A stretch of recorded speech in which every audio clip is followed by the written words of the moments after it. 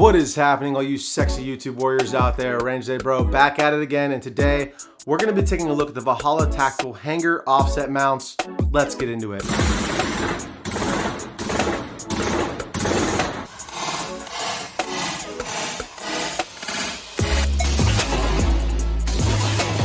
All right, y'all, welcome back to the channel. As always, I like to start these videos off on a positive note.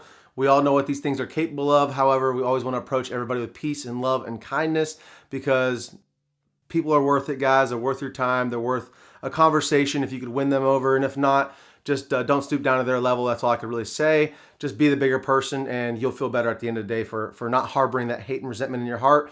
If you go and approach the world with love, usually that returns to you. I just want to start off on a positive note. Now that I've got that out of the way, let's get into the review. All right, guys, so before we get into the review, I just want to shout out the sponsor for today's video, and that's all you kings out there. Thank you so much for clicking on the video and engaging with it. I know it's super cheesy, but liking, commenting, and subscribing is a huge help to me, guys. It really gives the algorithm a kick in the ass to promote this content because we know YouTube is not really the biggest fan of gun content, two-way content. Even if you're spouting love and responsible gun ownership and all that good stuff, it still doesn't matter. They have an agenda and we are not on it. So all that stuff really helps, guys. I really appreciate all of you guys doing that and engaging with the video. And if you guys want to support the channel further, you can head over to RangeDayBro.com where you can pick up any of our merch, our t-shirts. We have gun charms as well. Any of that stuff is a big help to keep the channel going, guys. And you can have some cool merch and a cool way to customize your AR. All right, guys, let's talk about the product that you're here for, the Valhalla Tactical Hanger Optic Mount. What is so special about it? I'm not going to get into any kind of specs or anything like that, but pretty much in summary, it works on two scope mounts currently. The Aero Precision lightweight mount, the ultra lightweight, which is a very popular, affordable option, especially if you're going for a more lightweight optic setup. With some of these heavier, low power available optics, it really helps to lighten the overall package.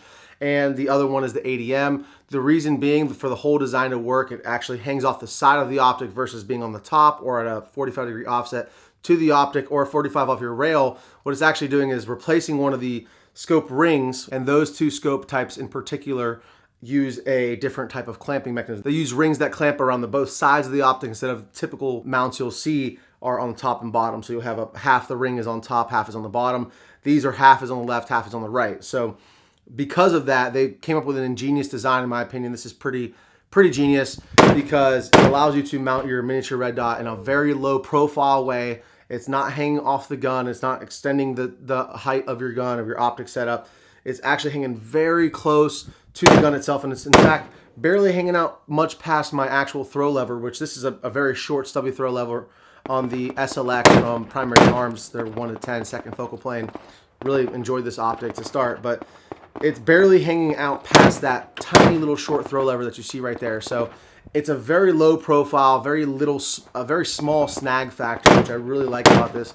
And it just works as designed. And I just love that it works. It's very fast. It's a very fast offset red dot. It's very intuitive, and it's on the same sight plane as your main optic, so you don't have to break your cheek weld in order to transition to the backup red dot here. So when you're shooting this guy, let's give you guys a quick demonstration. I usually run my stock about there. When I'm aiming, when I come up on the gun, I come up, and right now I'm looking through my miniature red dot. So it actually makes it so that the optic is completely on its side. So zeroing isn't a complete mindfuck like a 45-degree would be. Just reverse your height, your windage and elevation, and that's how you zero the optic. So it did kind of take an extra second to think about it when I was zeroing it, but I did zero it at 50 yards. And it worked wonderfully. I'm a big fan. All right, so to give you guys a quick demonstration, right now I'm looking through my 1X, my primary arms, and then all it's gonna take is a very slight cant, and I can see directly through my holosun here on the side.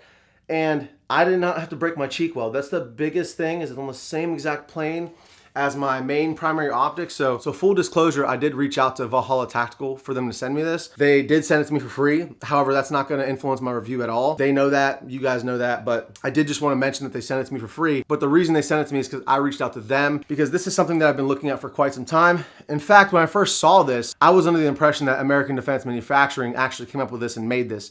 And when I reached out to ADM, they were the ones who told me that, in fact, this was developed by Valhalla Tactical. So they pointed me in the direction. And this is right about the time I was starting the channel. I was interested in this optic setup. So the number one pro is it's cost effective. You're not going to be spending $225 on a 45-degree offset mount like some of the very reputable ones out there are pretty expensive. It's going to keep your overall setup pretty lightweight because you're not adding, you know, more unnecessary weight with a complete section that's grabbing on your pick rail. And you can change out the plates on here as well. So you can have one scope ring, and then you can change out the base plates so you could run an RMR or several other miniature red dot sights. So I'm running the Holosun 509T. So that's a really cool option. So you could change that out and put multiple red dots on there if you would like to, if you want to run this, you know, if you want to switch them out. And I do that a lot. I change out optics a lot for reviews and whatnot. With that being said, that covers pretty much all the pros. It's cheap, it's lightweight, and it's extremely effective. You don't have to break your cheek weld. It's on the same plane, and it just works, guys. And it just looks fucking awesome. It's like something, it's crazy kind of how easy it is.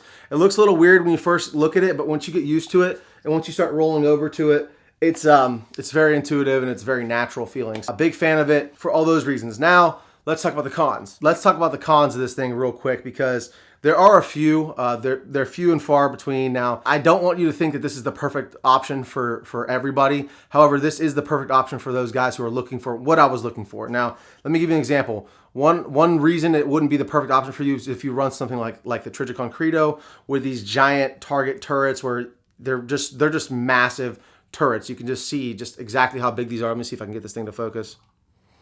These turrets are absolutely massive. And when I had this guy mounted up on here, most of my viewing window through that Holosun was actually blocked up by this windage turret.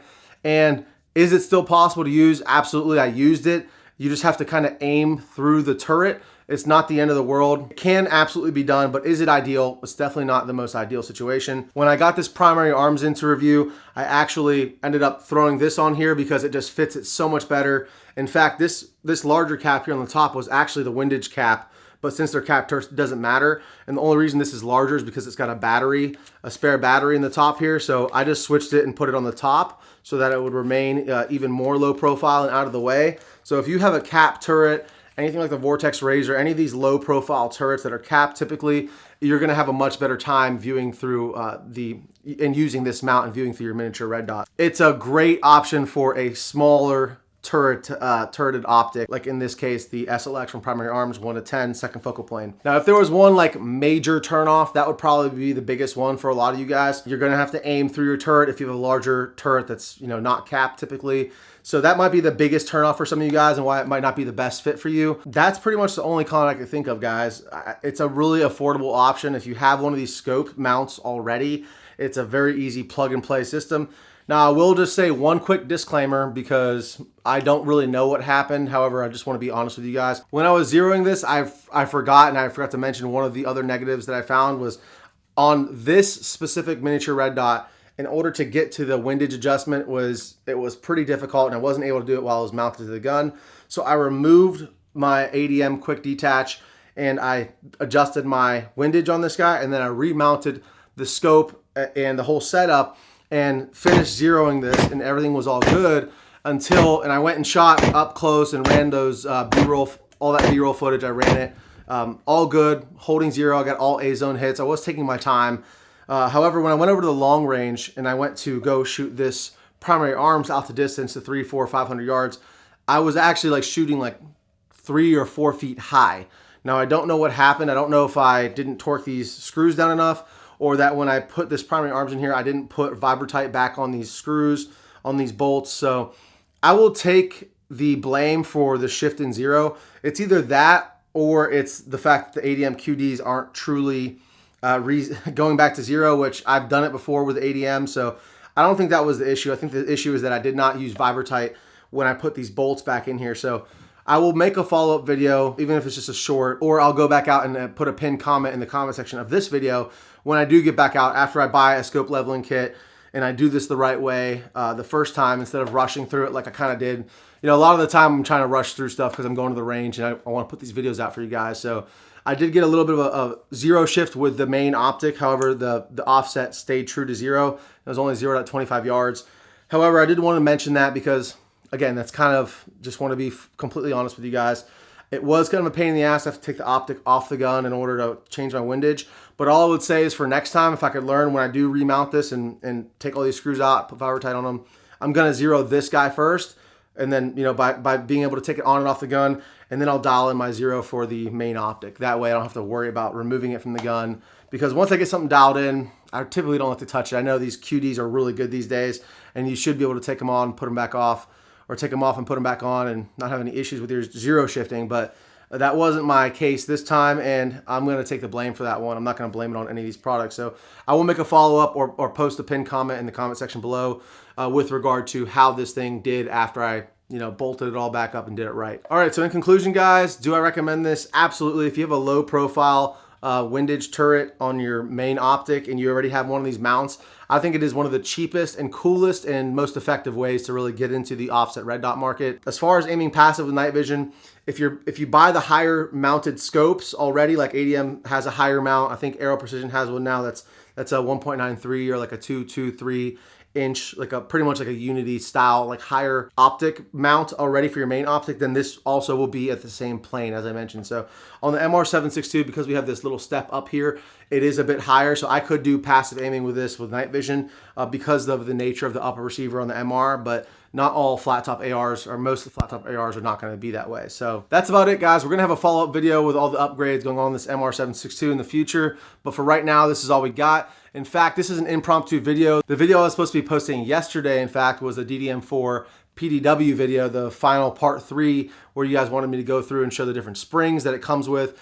However, I did have a major issue with my camera at the range, and my wife was helping me film. I didn't realize that my autofocus was just in and out the whole time. So although I shot hundreds of dollars worth of ammunition, none of the footage is really usable, unfortunately. So I'm going to be upgrading my camera now. I'm going to use the Sony A7 Mark IV and upgrading my lens on that thing. I'm getting a really nice camera setup to kind of step up my production value for you guys. If you guys want to support the channel, please like, comment, and subscribe. It's a huge help. I also have a Patreon, which I'm not doing much with because there's nobody on it right now. But once guys start getting on there, I'm going to have some more like live videos, just one-on-one for you guys. If you guys want to talk to me about your builds, how you want to kit things out, kind of products you're looking at.